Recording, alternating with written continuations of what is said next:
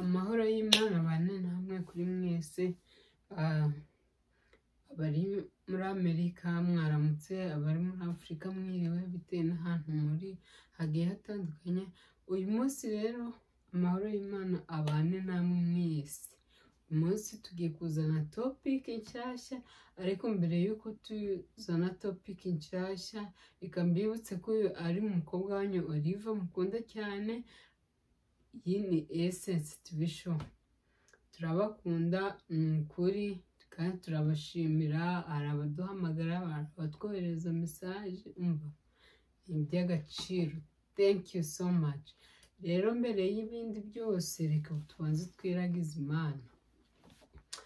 Mana turagushimiye, turaguhimbaje, tugushimiye imbabazi n'urukundo rwawe wabanye natwe waturinze.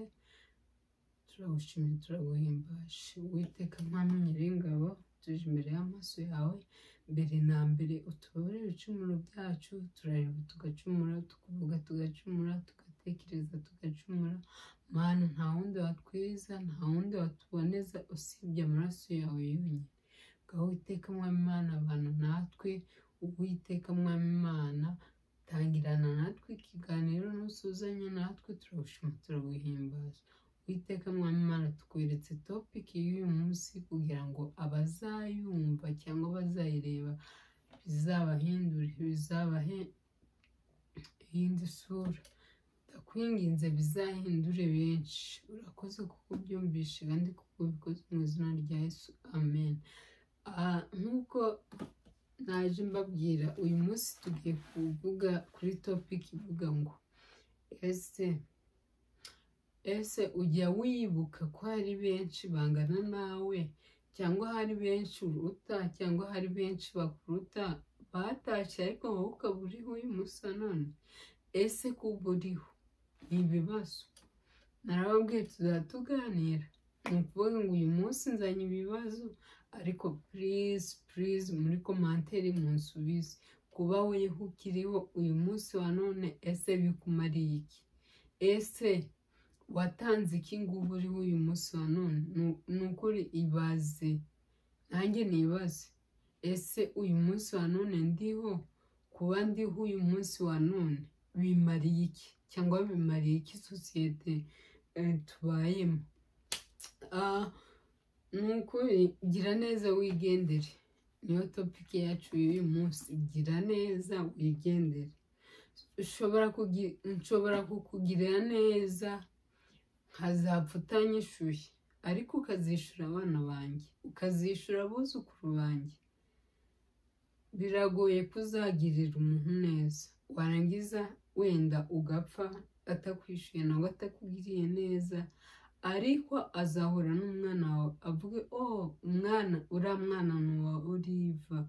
Wibuke ko Olive yakugiriye neza, namara kukugira neza nawe uzabikorera umwana wiwe. Ushobora kubitabikorera umwana wiwe, ukabikorera inshuti ye, ukabikorera umuvandimwe we. Ni ukuri iri jambo nzanye, iyi topic y'uyu munsi ndagira tuganireho ibe clear. Ese kuba uriho uyu munsi wa none abandi barapfuye, abandi barwaye, abandi bari mu bitaro, abandi barahacecekirwa, ese wowe watanze iki? Ni igiki watanze cyatumye ubaho uyu munsi wa none? Ni ukuri ntago turaba, ntago twera, ntago sinzi ukuntu nabivuga, biragoye kugira ngo mbivuge mu byumve, ariko ikintu nje kubabwira, gira neza wigendere. Bera umuntu byibura urwego yakuririraho, akamanura ivoka, akamanura sinzi ukuntu nabivuga ngo mubyumve.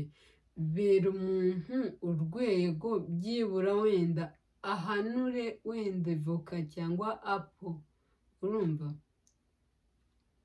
Fasha umuntu utitaye ku wari we, utitaye ku cyo mupfana, utitaye ku kintu icyo ari cyo cyose.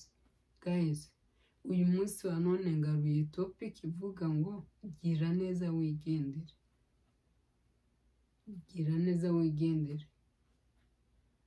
ni igiki umariye sosiyete nyarwanda? Ese umuntu ufite indangagaciro mwumva ari umuntu umeze gute? So mfite uko mbyumva, ariko namwe mufite uko mubyumva. Ngewe ukuntu mbyumva, numva umuntu ufite indangagaciro z'umuntu ni umuntu ukunda igihugu, umuntu ukunda umuryango we, umuntu ukunda inshuti, umuntu ukunda abavandimwe, umuntu ukunda abantu bose, atitaye uriya ni mushiki wanjye, atitaye uriya ni umwana wanjye, atitaye uriya ni mubyara wanjye, uriya, ahubwo ugakunda umuntu utitaye ku cyo ari cyo. Please guys, please gira, fasha umwe byibura wenda mu bantu, umuntu ushonje umugaburire nimba ubifite, umuntu wabuze icyo kwambara umuha imyenda nimba uyifite, umuntu ufite agahinda gakabije umusanga umuganirize nimba ubishoboye. Ndabinginze dufashanye, ndabinginze mwinyura ko umuntu ashonje ariko basaba ngo mumwime, mumuhe. Hari impamvu turiho uyu munsi wa none, hari impamvu Imana ikidutijije umwuka. Ese iyo mpamvu ni gira neza wigendere, gira neza wigendere inshuti yanjye. Iyi si iragoye, iyi si ni mbi, iyi si ni muzunguruka. Uyu munsi naba nicaye muri Amerika, ariko ntibizagutangaza ejo nabwo ejo bundi ukansanga muri Afurika mu baturanyi iwacu. Cyane reka mbwira abantu baha muri Amerika, urubyiruko kenshi njya nkunda kwibanda ku rubyiruko, kuko urubyiruko dufite ibibazo. Namara kujya ku rubyiruko nkabwira ababyeyi, inshuti zanjye baba hano muri Amerika, ese kino gihugu murakizi? Guys, ngewe iyo ndi kubabwira ibintu ntabwo nicaye hano mba mfite fact, ntabwo ngenza kubabwira ikintu ntahagazeho.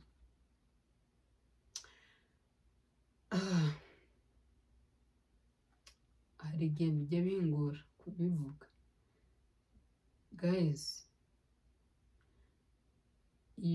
kambwira ababyeyi aka kanya gatoya, kambwira ababyeyi, abamama, umuntu ufite umwana, urabizi ukuntu ukunda umwana wawe, urabizi ukuntu umukunda. Ibaze uramutse akabazo gato kakakugeraho, abana bawe nimba ufite 5, nimba ufite 4, nimba ufite umwe, arono, ukabona abana bawe bose barabajyanye, ukabwira ati nta bushobozi ufite bwo kurera abana bawe, cyangwa wenda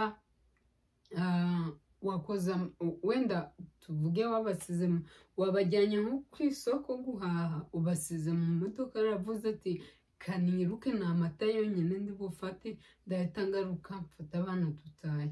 Wamara kuza ugasanga abana bawe barabajyanye, icyo gihe wakwifata gute? Wakwiyumva ute?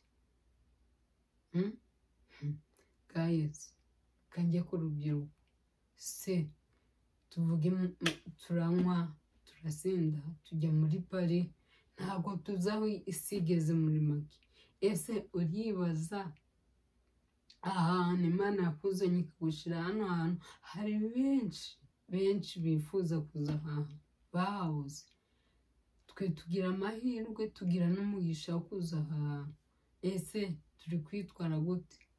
Uzi impamvu se waje hano hantu?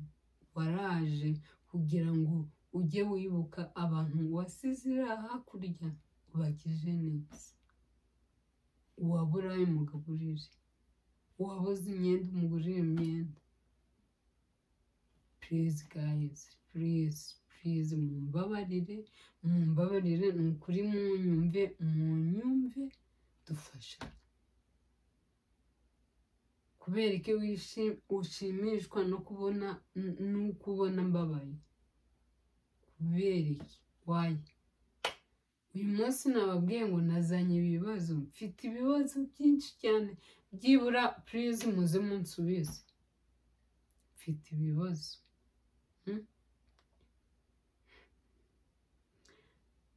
Reka ndacyari ku rubyiruko turaha muri Amerika, ndabakunda, ndabishimira, muri barumuna banjye, muri basaza banjye, muri bakuru banjye, muri abavandimwe banjye. Ese ujya wibuka muri Amerika ahantu turi ngo ni baca umugani ngo agasimba k'iwanyu kakurya kakurundarunda, ariko ahangaha ntabwo ari iwacu guys, ntabwo ari iwacu. Sinzi ukuntu njya mbona Amerika kambaho urugero hano kuri Bible yanjye. Amerika ukuntu njya nyibona, njya mbona kano kantu ncuye hano nkabona ni icyobo kirekire, and then kino cyobo kirekire urubyiruko rwinshi ruba ruri gukinira hano. Niho habaye pari ku nkengero nyine z'icyo cyobo, niho habaye ibirori, hahiye, urumva batwitse, mbese bari mu kwinezeza, bari mu byabo, ntibaza wisigeze, ntibabona kino cyobo kubera bahumye amaso. Kubera iki? Ibyo banyweye, ibyo batekereza guys. Noneho agashiduka yaguye muri iki cyobo, uzi kugira azavuye muri iki cyobo, biragoye. Umuntu aravuze ngo kwirinda biruta kwivuza guys. Muze tujye inama, muze dushire hamwe, muze tugirane inama, ugire inama. Nimbona aho ugiye guca ari habi, nkubwire wowe yagaruka, nyura hano. Nibyo bidufasha, nibyo bigira, nibyo umuntu ufite indangagaciro nababwiye, ni umuntu ukunda abantu, ukunda Imana, ukunda igihugu, ukunda buri umwe wese, nta kintu yitayeho, sibyo? Ugira urukundo, utikunda, urumva, ukikunda nk'uko ukunda, mbese ukuntu nikunda njyewe Olive, akaba ari ko nkunda bagenzi banjye. Iyi si y'abapatizo, mureke urwango, mureke imitima mibi, mujye gusenga, mubwire Imana ibane namwe. Nabonye ikintu cyoroshye muri ubu buzima, guhamagara Imana ikaza mu buzima bwawe. Ni gute wabaho unesha icyaha? Ni gute ziriya mbaraga mbi zibajyana mu businzi mwazitsinda? Ni gute ziriya mbaraga zibajyana mu biro byose guys? Kera bona maze gukura, murabibona, maze kuba mukuru kabisa. Kera mama yarambwiraga nangwa papa, nangwa undi muntu, nangwa nkumva ikiganiro kuri TV, urumva, kubera ibintu nkunda kumva ibintu ndi bukuremo amasomo, ikintu ndi bugumva byibura nka making ashobora ko nakuyemo amagambo abiri. And then icyo gihe nari mfite umwanya wo kubyumva, nabaga ndi kwiyumvira indirimbo z'isi barihana, urumva, ba King James, indirimbo yasohotse nabaga nyizi ku murongo, umva, ukagira ngo twarayiririmbanye naho twarayihanganye. Ariko naje kureba nsanga ntacyo bimaze guys. Muze tujye inama, muze dushire hamwe, muze tube family. Umunze nkagukunda, ubona tutateza imbere igihugu cyacu? Abantu baririya bafite ibibazo ntitwabafasha. Nurutse kubona video yahara iwacu muri Congo, mbona ukuntu abantu bari guhunga. Mana yanjye, agahinda karanyishe. Ntekereza ahantu navuye, nyuma y'imyaka 6 ahantu narindi, ntekereza abana benshi bapfuye tungana, nazi neza. Kera nzi ko umuntu nzi neza gutya adashobora gupfa, ariko ni bangahe bapfuye? Ni benshi, nukuri barapfuye pe. Ndavuga umuntu nzi yapfuye, numva bitabaho, ntangira kugira ubwoba mu mutima. Ese guys, wagira neza ukigendera? Wagira neza ukigendera? Ntatinze hano murabona mfite Bibiliya. Uyu munsi turasoma Bibiliya guys. Nimuzajya muza kureba, nimukaze kureba ngo bimeze gute, ahubwo mujye mwumva amagambo. Hari igihe ntazi gusoma, ntari bushobora no gusoma, ntabwo mbizi, ariko nyine buriya abantu benshi bazavuga katugenda tujya kureba ukuntu riva ajya asoma. Mwite ku byo ukuntu ndi gusoma ndandanga, nubwo no kuvuga kwanjye biragorana, ariko ndi umwana kuri YouTube uvuga nitonze. Abandi bavuga biruka bataromboka, ariko njyewe slow, ibintu byose bigenda gake. Niko mvuga, uko niko meze, ntabwo ndwaye, ndi muzima, ndashima Imana. Nukuri Mana yanjye, mbese meze neza nta kibazo. Nimujye mwumva mvuga gutya ngo muvuge ati yanyweye cyangwa arwambwiye mu minsi yashize ngo ariko Mana yanjye ngo umwizamake gusa, ngo niyo mpamvu uvuga gutyo, ngo wagiye umwizamenshi. So ntabwo nababaye, kubera ko ntabwo tubayeho kugira tunezeze abantu, ntabwo dushimisha abantu. Tubayeho kugira ngo tubeho dufashanye. Unaniwe mwakire, abacitse intege mukurure, mubwire hangane, ngwino tugende. Ubwo nibwo buzima. Mfate ukuboko. Aha rero tugiye gusoma ijambo ry'Imana riboneka muri Matayo ibice 6, turahera ku murongo wa 2. Dusome mu izina rya Yesu. Guys, nimunseke please, nimunseke ndabinginze. Riravuga ngo, ahubwo nugira ubuntu, ntukavuze ihembe imbere yawe nk'uko indyarya zibigira mu masinagogi, nk'uko indyarya zibigira mu masinagogi no mu nzira, ngo bashimwe n'abantu. Ndababwira ukuri yuko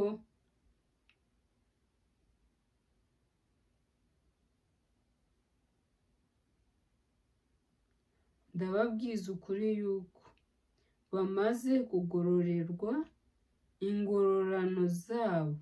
Ahubwo weho nugira ubuntu, ukuboko kwawe kw'ibumoso kwe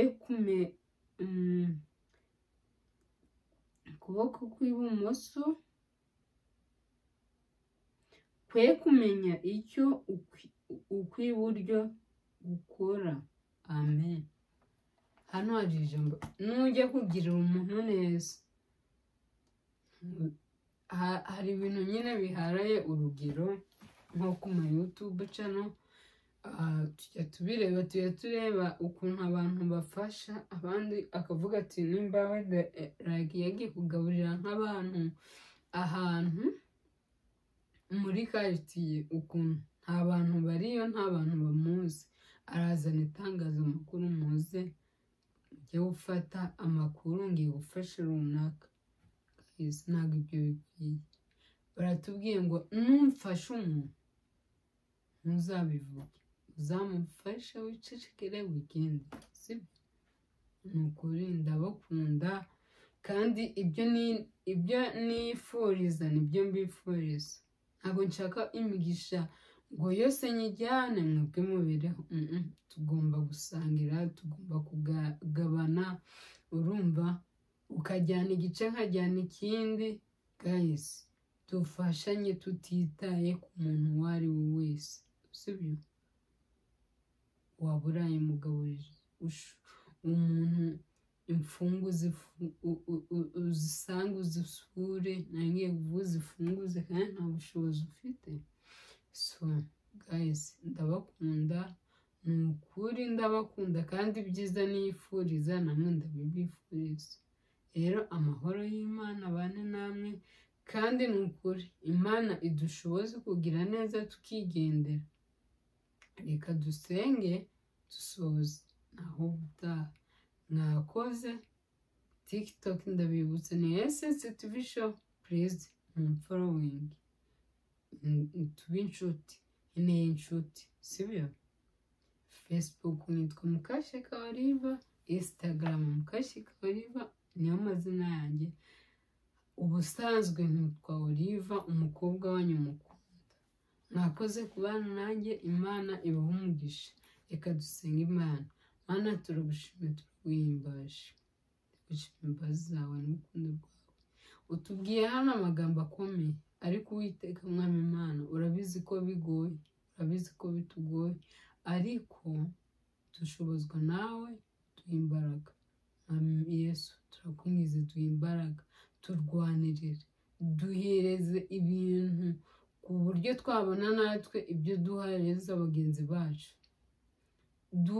Kugira ubuntu, ibyo twifuza tubyifurize bagenzi bacu. Mana, ndakwinginze, tugirire neza, Uwiteka Nyiringabo, tugirire neza. Turaje imbere y'amaso yawe, turapfukamye imbere y'ubwiza bwawe. Mana, nta wundi watugirira neza, ni wowe wenyine, kuko ni wowe wenyine wavuze ngo muzane imitwaro yanyu nyikorere. Abarushye n'abaremerewe munsange ndabaruhura. Ibyo ni wowe wenyine wabivuze. Ntago ngewe nashobora kwikorera imitwaro ya runaka, ntago nashobora Mana, ntago nashobora, ariko turakwinginze dushoboze kugira neza, twigendere, dushoboze Uwiteka Nyiringabo gukora ibikomeye, gukora ibitangaza. Mana, turakwinginze Uwiteka Nyiringabo. Rero ni byinshi twakubwira, ni byinshi twagusaba, ariko ijambo ryawe riratubwira ngo mbere yuko tuvuga ikintu na kimwe, byose uba wabibonye, ubizi, buri byo ndi gutekereza urabizi. Ariko Uwiteka Nyiringabo, ndakwinginze kugira buri muntu wese uzareba iki kiganiro kizamuhindure, kizamuhe kumenya umuntu ufite indangagaciro uwo ari we. Uduhe gukunda igihugu cyacu, Mana, uduhe gukunda abantu bari mu gihugu cyacu, uduhe Mana gukunda abantu bababaye, uduhe ubushobozi bwo kubabarana n'abababaye. Mana, uduhe guca bugufi, uduhe kandi Uwiteka Mwami Imana ubwiye nk'ubwo wahaye Salomo, kugira ngo tubashe kugenda mw'iyi si igoye, iruhije. Turakwinginze, ngaho Uwiteka komeza ubane natwe, mu izina rya Yesu Kristo, amen.